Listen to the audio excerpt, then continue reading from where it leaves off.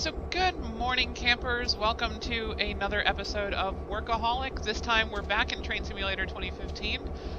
Going to do some exploring on the Stevens Pass route, which is a route I've had for a while, never actually played in just yet, so everything I'll be seeing here is going to be completely new to me.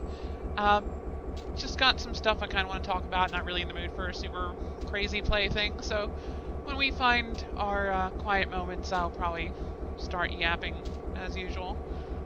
Let's see what we've got here. I've been assigned the twice weekly local servicing industries along the eastern slope of Scenic Subdivision. Our locomotive has been serviced. We are ready to depart. Reverse slowly until instructed to stop. And I had to reinstall the game, so it seems to have attempted to up my graphics settings once again. So, might be some interesting performance issues here today.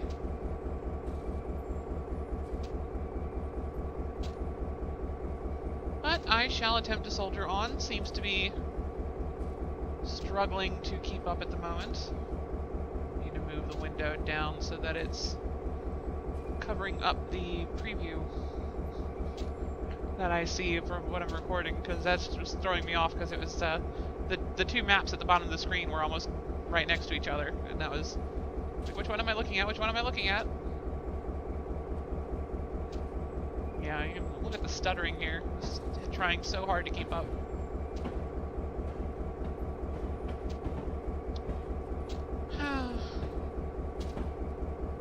Yeah, it looks so good, but it's not running well. I don't know why it shoved me into this graphics mode again. I had it getting a little bit smoother before.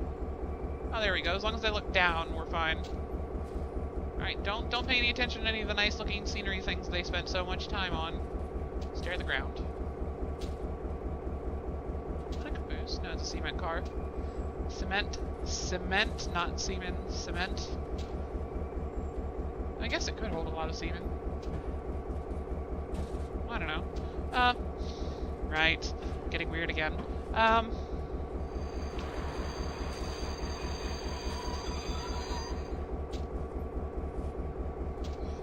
Stop here, wait for dispatch to grant permission to move them to the main. Right. How do I do that?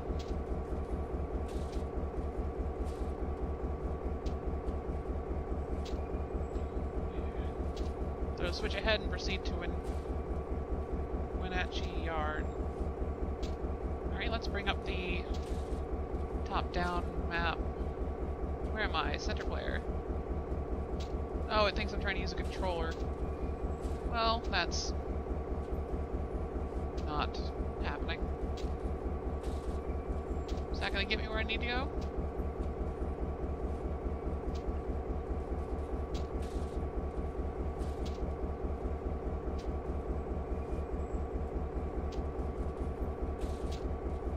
Yeah, I think that will. Alright, so let's throw this into forward. Release the brakes, and get ready to move here again. Let's go ahead and pop into the cab to see what this is like. Dirty.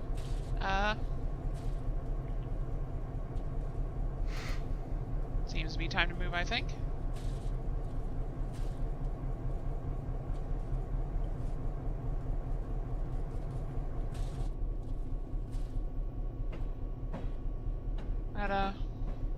So this is nice. Slightly downhill, so I'm going to need to pump the brakes here to keep from speeding. Ooh, I like the sound on this time.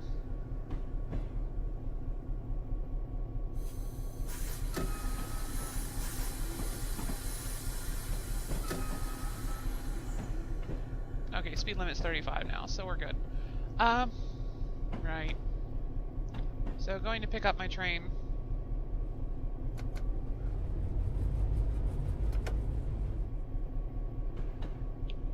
Stuff I wanted to talk about. So job situation has not improved for me. I just started churning out YouTube videos hoping that this would eventually, like I figured if I treated it like a job, maybe it would become one. That doesn't seem to be happening, so I've applied for a bunch of stuff that I'm technically qualified for. Haven't heard back from any of it. You know, the usual. I'm gonna wind up in another fast food job, I think, which is the opposite of what I wanted to do. We shall see. I really need something just... I'm so good at typing, I'm just frustrated I can't find something like that. But, bright side stuff. Let's go for positive things here. Enter the west end of the yard via the running track. We have stream cars to pick up on yard track 1. So I got my moped properly registered and licensed, so I can drive that wherever I want in my hometown again. That's wonderful. 100 miles per gallon. Very nice. Especially nice to not have to be afraid of every cop I see anymore. That was always a weird feeling. I'm not used to being afraid of police. My dad was a cop, and I was always raised like, oh, hey, cops are okay, you can trust them. And they started pulling me over left and right. It's like, okay, these guys just want to take my money, it seems. Right, what switch? Okay, I see the switch you're supposed to stop at. And then of course that was all happening right as the Ferguson stuff was heating up, and then it's like, okay, maybe cops aren't great. Like, I don't seem to be able to trust, like, they definitely can't trust the ones there, which, God, that was a whole freaky situation. And then the ones here were kind of picking on me, and then add to the fact that I'm trans on top of that, and it's just like, I just want to avoid them as much as possible, because there seems to be way too many opportunities for bad things to happen there. Here we are coming up on our stopping point.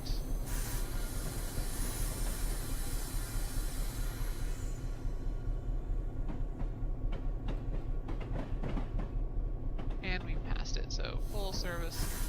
Alright,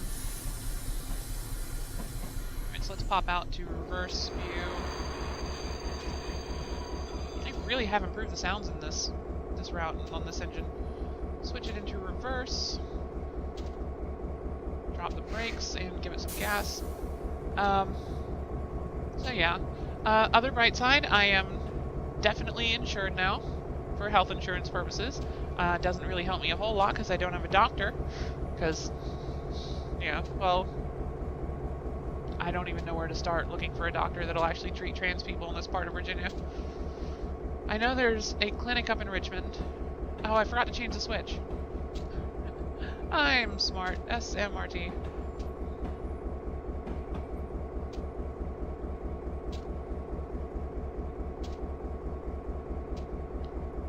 But, I know there's a clinic up in Richmond that looks out for people like myself, but that's for people who aren't insured, ironically enough. And getting to Richmond itself is a extremely difficult proposition when you drive a moped.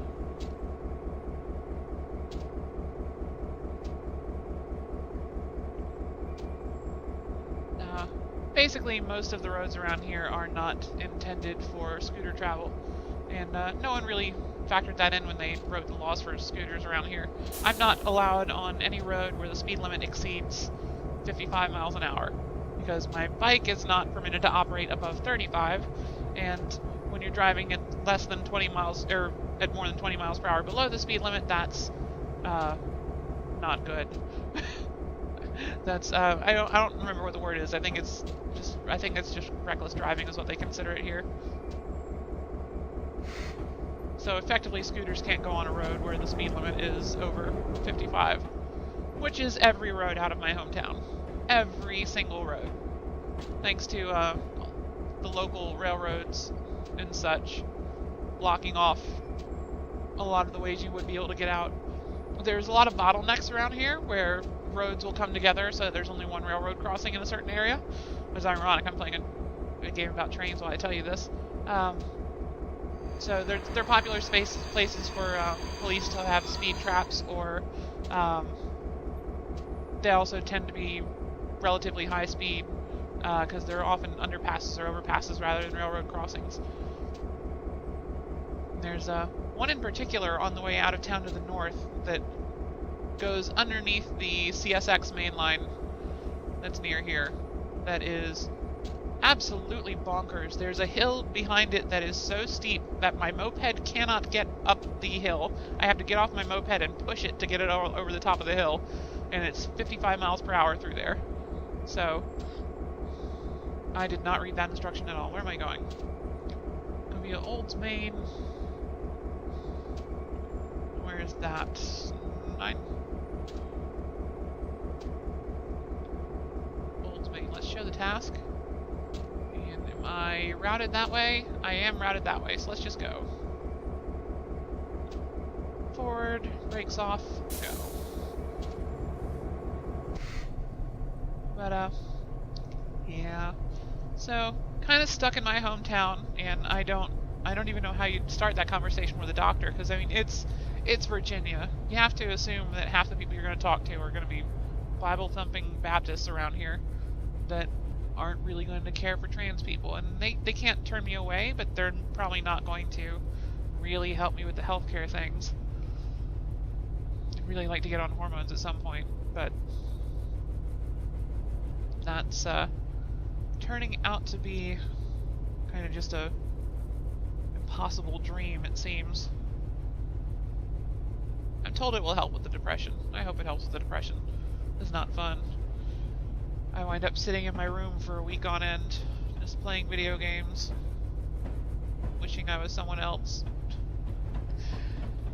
Haven't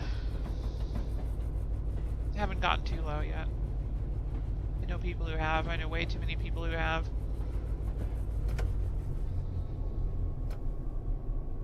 Going bad places there. Cheerful topics, cheerful topics.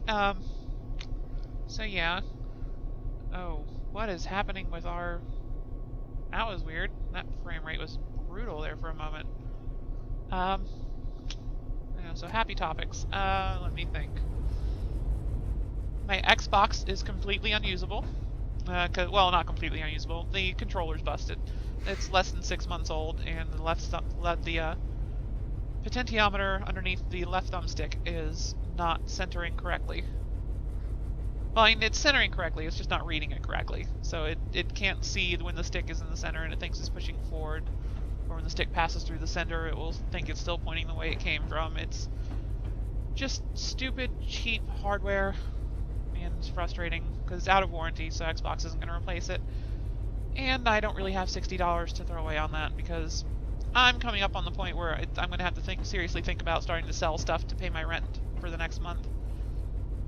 If I don't pick up a job in the next 15 days or so. Or unless I just magically become super popular on YouTube, which of course we know is not going to happen. Magical Christmas Land and all that. Oh, I should have been doing this in the Christmas DLC for the Magical Christmas Land stuff. I am definitely going to try the Halloween DLC. It's once that's out. So that looked fantastic. I saw the announcement for that the other night. I'm very excited about that. So yeah, Xbox is just a $500 brick on my entertainment center right now. Only thing it's done last week was I watched the new Captain America movie through that, which was exciting. Good movie. Got political fast. I liked that. Good political.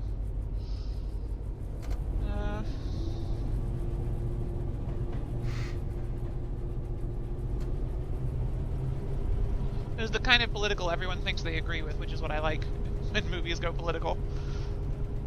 Trying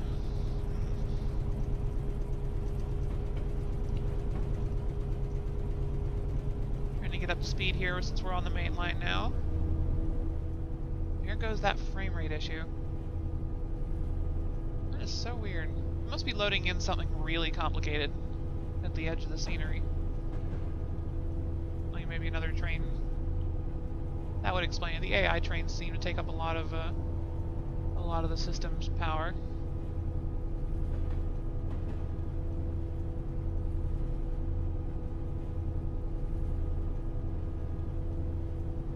I'm not even bothering to signal. Last time I signaled at night in one of these scenarios, I got docked a bunch of points for improper use of horn.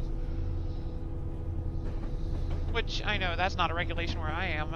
I've heard trains come through here at 2 a.m. sounding their horn just like normal. My part of Virginia. So yeah, I'd definitely like to get on the trans healthcare thing, because right now I don't know. I thought I was at a good point with that before I got my last job, like 2 years ago. I was like, oh, I'm a trans person. I'm honest about it. I'm out about it. I don't hide the fact that I'm trans. I've kind of embraced it, and that just like, it's okay, because sometimes I'll go out and I'll have the 5 o'clock shadow because I can't shave every day or my skin just dies. And it's really obvious if I go outside without shaving on a day. And I thought, this is perfect. I'm out. I'm okay with that. Other people know I'm trans, and I'm okay with that. And then I got this job where they didn't know I was trans. At least they pretended they didn't know. I don't know. And suddenly I was incognito for some reason. I decided I was going to try and just pass. And, yeah, I'm late. That's okay. And I don't know why I did. I feel better being honest with myself than with everyone else. It's like, I'm trans. That's a reality for me. It's part of who I am. And, I guess that's kind of a good reason, another good thing about not being at that last job I was at, is that's one thing I don't have to worry about anymore. But I don't know that I'm going to be able to line up another job without going under the radar again, which I don't think I want.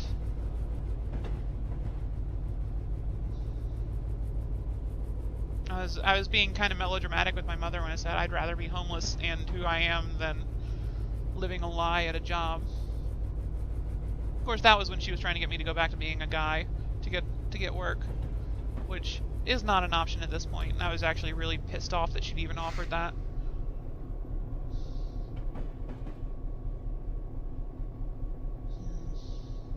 I got a lot of good editing done that day. Turns out it's much easier to edit when you're really angry, unless the editing program starts eating your clips, which mine has started doing.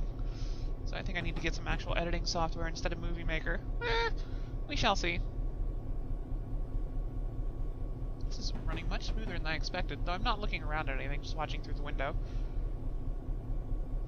I do like that I can play this game with one hand.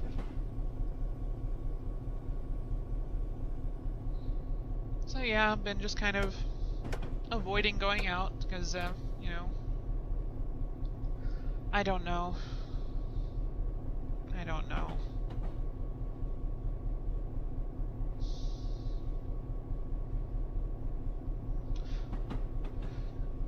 So yeah, gotta earn $200, I guess, thereabouts, in order to pay my rent for next month. So I think I can get plenty more than that from just selling random stuff I don't use anymore. I've got a bunch of old toys that are worth decent amounts of money if you sell those. And worst case scenario, I can just offload those somewhere, and I need to pay the rent if I don't line up a paying job sometime in the next 15 days.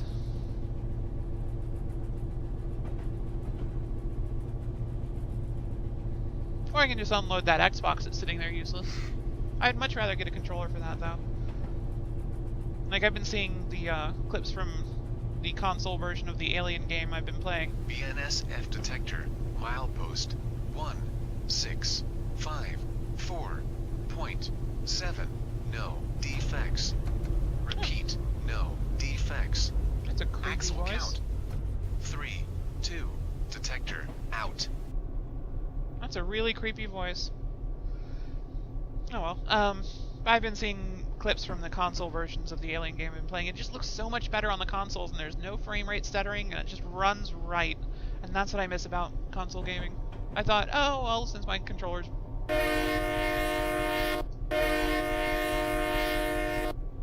crossing that thing trying to get out there ahead of me. Stupid. Sorry, didn't mean to deafen you there. I like blowing the horn in the train games. Yeah, I thought that when the controller broke, I'm like, oh, I'll just play PC games all the time from now. I can be a PC gamer. And I'm like, well, my PC, which is relatively new, I got this last year, and it was probably about a year outdated when I got it because I was cheap and bought a relatively older PC.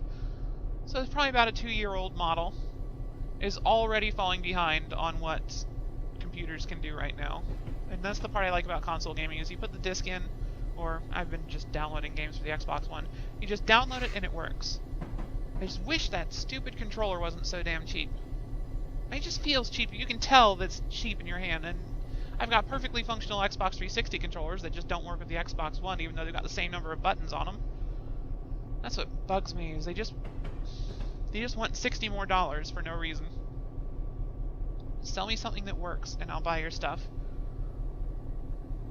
Like, I've been buying Xbox products for 11 years now, just because the stuff tends to work, and now I'm starting to regret that, just because this stuff is, and that controller is so damn cheap.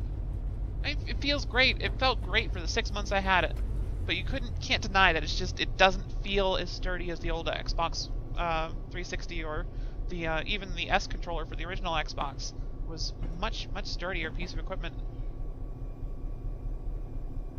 I mean, heck, I've still got N64 and GameCube controllers that still work, and this Xbox One controller that's 6 months old is pretty much dead from just normal wear and tear. I wasn't even playing the console that hard until Destiny came out. I didn't really click with Titanfall, so I stopped playing that after about a week, and I never really played Forza terribly hardcore. I'm like level 30 something in there, I think, which is just off and on play over 6 months. That's not too bad. It wasn't until Destiny came out I really started hammering into the console with long play sessions, and the controller died immediately. I wonder if this would have happened if I had been playing crazy long sessions when I first got the console, and I could have gotten the thing replaced while it was still under warranty. Now I'm just complaining. Let's go on happier topics again. Happier topics, happier topics. Oh, what's a happy topic? Khans of Tarkir, the new Magic set, is out, and I am loving this set. First off, I got a booster box, and I pulled a whole bunch of the fetch lands. So the booster box basically paid for itself. I just shipped off a small box of a couple of rares I'm not playing.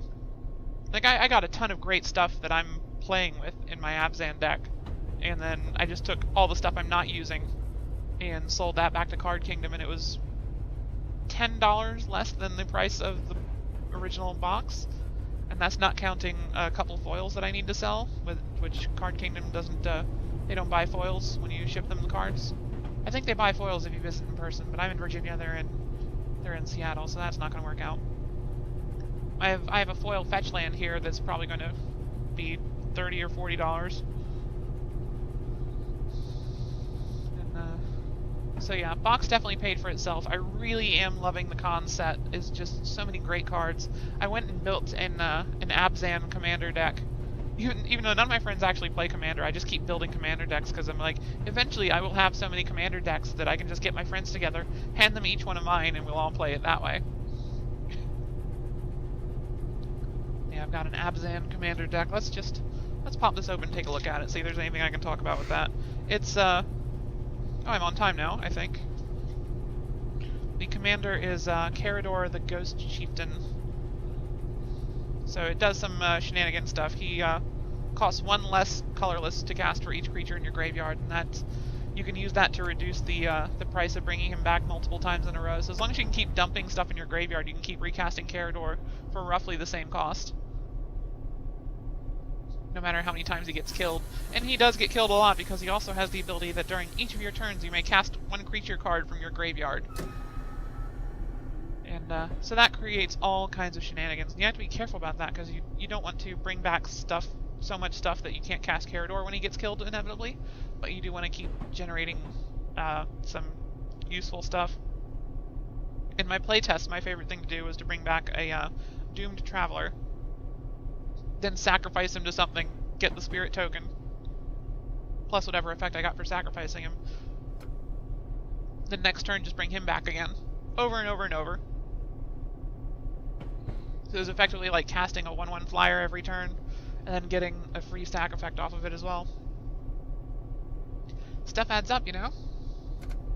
But it's also got alternate commander and Teneb the Harvester, and I need to pick up an Anafenza as well, just in case I have to go super aggressive in the game. But among some of the exciting stuff, I have a foil Dune Blast, which probably my favorite pull from the entire box. That's the big headliner card for that, and the new Mythic Rare Hydra, which is just so much fun when you unmorph that thing and it just explodes into a pile of snakes. That's happened once in an actual game, because I got to play that in a, I opened that in a sealed match that I was playing with a friend of mine, and got to use that in there, and he attacked it, it flipped, and it exploded into snakes, and it won me the game, because he just couldn't deal with all the snakes attacking him every turn. And, Ivory Tusk Fortress, very nice. Untaps each creature you control with the 1/1 counter on it. That's kind of the other sub-theme of this, is if the creatures in there don't give me some sort of card advantage directly, or... Oh, I need to slow down here. If they don't directly offer me some kind of card advantage, or have Outlast on them themselves, they have some kind of other 1/1 counter effect that will allow them to get the benefits of all the 1/1 counter lords that are in Abzan colors. So that's... I really like that. I've also got wow, that is a loud engine. Might want to get that looked at, buddy. Seriously, that's not a good noise. Oof. Sorry if I got a little loud there. Had to try and be heard over that racket. And I got Grim Haruspex, which is whenever a non-token creature dies, draw a card. So you can kind of see how that's useful with the repeated sack effects I can get off of Carador. Custody Soulbinders, that's a pretty recent one from Conspiracy. That was a fantastic set. You can poop out a whole bunch of spirit tokens with him and then just recast him. And just for added effect, he also has a bunch of 1/1 counters on him as well. And you got Teneb for the alternate commander. I have a trading post just because I needed... It seemed like a good potential... It was a good sacrifice outlet. Seems to be a good potential life gain. What's that? Oh, I'm just coming up on a railroad crossing. Seems like a good potential life gain thing. Just... That is a really loud railroad crossing. Trading post just seems like too much value to ignore in a commander game. And it's one of those sack effects that's just... It's kind of under the radar, so I thought that might be able to sneak in. 1/1 counter lord, 1/1 counter lord, Spectral Searchlight, just because, yay, mana. Brave the Sands, because I learned from Intangible Virtue that Vigilance is an extremely useful ability to have for all your dudes, and this one gives it to non-tokens as well. Blood Artist, because every deck I ever play has Blood Artist in it. Everyone loves Blood Artist. That's such a great card. My first big wins against my friends when they started teaching me how to play this was when I took a friend's... Because it was right when Abzan Restored had come out, so Blood Artist was just hitting the just hit the format. None of my friends were playing black. They didn't like black at all. My one friend liked blue because he was tricksy. The other one liked green because he liked big monsters. And I picked up all the black cards and made this crazy Blood Artist deck that wound up forcing everyone else to sacrifice all their creatures, and then depending on whether or not they'd sacrifice all their creatures or just let them die, they would lose a ton of life to Blood Artist, and I would win the game that way, just through inevitability. So that was always fun. Let's see, what else do we have in here? There's some nifty stuff from Innistrad, a couple flashback spells, spider spawning, just because who doesn't love spider spawning? Predator Ooze, because that's just useful 1/1 counter stuff, in addition to inevitability there. Oh, I've got a foil High Sentinels of Ereshkigal from Khans of Tarkir. I'm very happy about that pull. I got some great foils in this. Pull ahead slowly for refrigerator cars to drop off at the Blue Star Fruit Warehouse. Okay.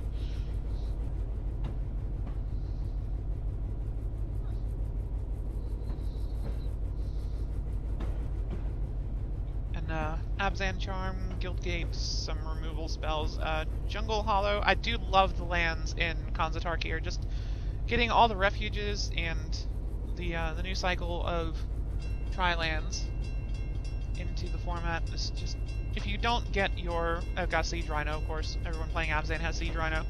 If you don't get your colors, that's your fault when you're drafting. There's just so many lands running around.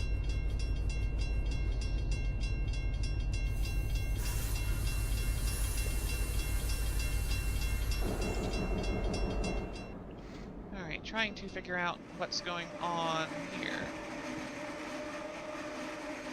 Okay, I see what we're doing. set down the magic cards. Going to switch to reverse, release the brake,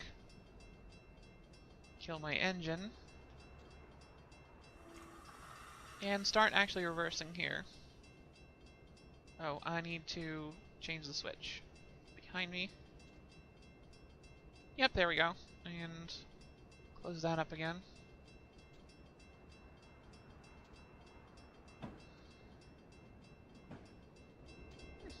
I like this scenario so far. It's nice and complicated without being super crazy.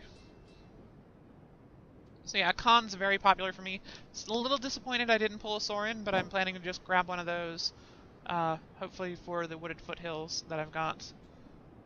Meanwhile, I'm planning to use the rest of the store credit to just get a draft set of the next set. Maybe just a fat pack for the next set, I'm not sure. So the one thing I try and do each winter is I try and get a holiday pack and use that to organize all the cards I wind up getting for a certain block. Because I've only been playing since Innistrad was the main format. Abzan had just come out, and so I was right in there just in time to get the first holiday pack, the Ravnica one. And so I wound up getting the Theros one last year as well, and that's just how I organize my cards. This is a nice little detailed siding here. I like this.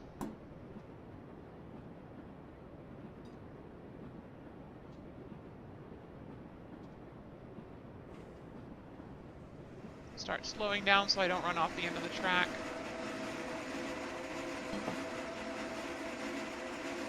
And full service. Alright, we've got just these 4 refrigerator cars, I believe, so let's just uncouple those.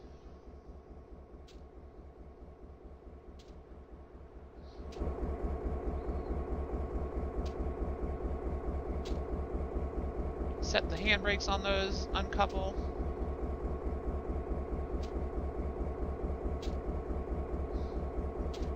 I don't know which direction is west.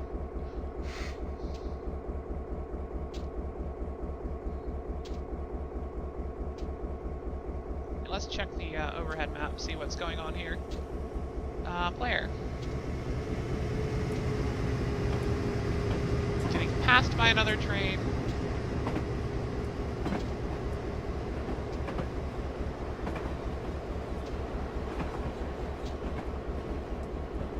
Cashmere Yard 1.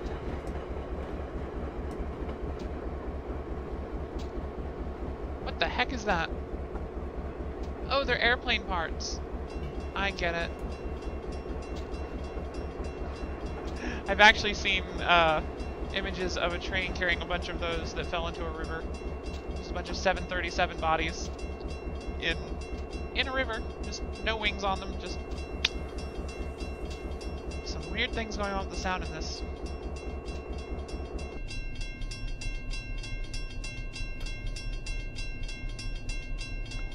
Continuing to pull forward.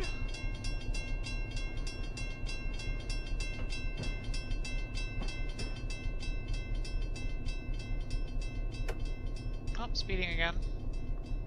I do need to be careful about that. Don't want to speed. Speeding is bad, kids. Yeah, lots of fun stuff in the Abzan deck. Another 1/1 Lord. Lumberknot. I love playing with Lumberknot. Really disappointed I didn't get a Sorin, just hoping to pick one up. The one card I'm playing that really just doesn't fit with my strategy whatsoever, but I just couldn't bring myself to ever cut it, is Meandering Tower Shell, the Dirtle Turtle. It just seems like it's going to be fun when I finally actually get to play this against someone else. That is one of my... got 4 commander decks built now. I've got the Abzan commander deck. I have the Oloro Ageless Ascetic commander deck, one of the pre-built ones. I've got that still. I have an Olivia Voldaren deck and a... that's just all vampires. Then I also have an Orzhov-themed commander deck, but that's actually running Athreos as the commander at the moment, because that's a fantastic card.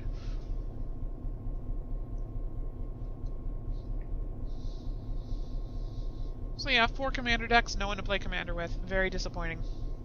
I don't really talk to my friends that often anymore. Tried to get them all together to draft our big the Khans box I'm talking about at the moment, and not one of them showed up. So it was just me and the one person whose house we went to for this, and we just cracked 6 packs each and had a little sealed duel, which was fun. Like I said, I got the Hydra out. It's picking up these cars here on the left, I believe.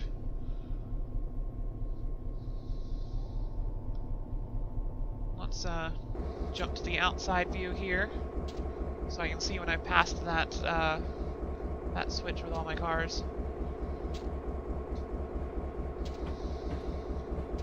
I'm really rather enjoying this scenario. This whole route just looks fantastic. This is the again, this is the Stevens Pass route for Train Simulator. It's running really well, even though the game has forced me up to stupid high graphic settings that I will need to replace that. Getting a little stutter every now and then, but all in all, still running fairly well. And of course, it immediately goes into stuttering when I say that.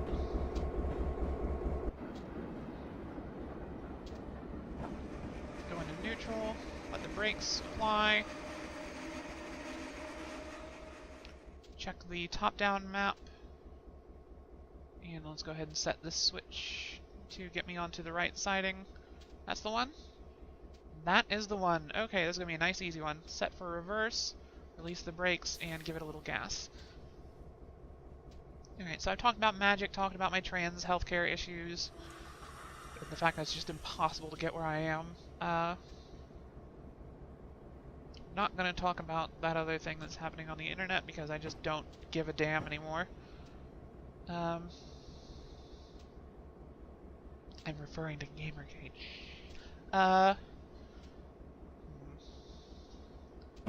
So yeah, YouTube stuff. I really doubt anyone's gotten this far without either being a crazy big fan of Train Simulator or being like my most devoted YouTube watcher ever. I'm assuming anyone left at the moment is just a crazy Train Simulator fan. In which case, welcome. I am one of you. Thank you. I really want the new Norfolk Southern route. I want that so bad, but it's still $40. I'm gonna get it once it goes on sale at some point. Can't justify spending $40 when I'm not sure I'm gonna be able to pay my rent next month, you know?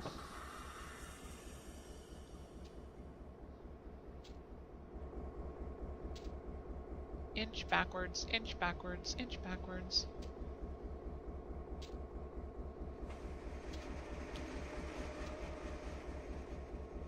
Oh. Too much brake. There we go. Proceed to the west yard, exit, and wait for clearance to continue to Leavenworth. Throw this into forward. And release the brakes.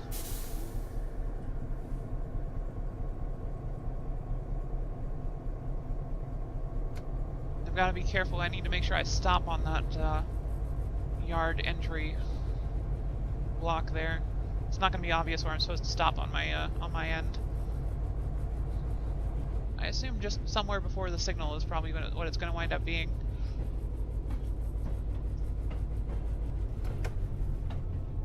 Keep my speed down nice and low because I'm not too concerned about getting a good score here. I'm just playing this for the fun of it. And it is fun. Oh, got a little sunrise going here, I think. Yeah, that's lovely. Okay, this game still surprises me sometimes with how good it can look. Maybe that's why they bumped my graphic settings up on purpose. Pretending that Train Simulator knows I'm recording videos. Pretending that Train Simulator cares that I'm recording videos. Railworks people don't even know I exist. Most of the other people don't know I exist. It's wonderful no one knowing you exist, by the way. That is a really great place to be in your life when you're depressed. Living in a basement underneath an apartment building. Paying rent. It's fun. It's really fun, you know? Just, it's good. Good for the soul. Good for the soul. Getting depressed again. Let's, happy things. Nearly crapped myself playing Alien last night. That video is up on YouTube for your enjoyment. That was a heart attack and a half. Stop. Stop. Okay. Requested pass signal of danger denied. Alright, so how am I supposed to get out of here?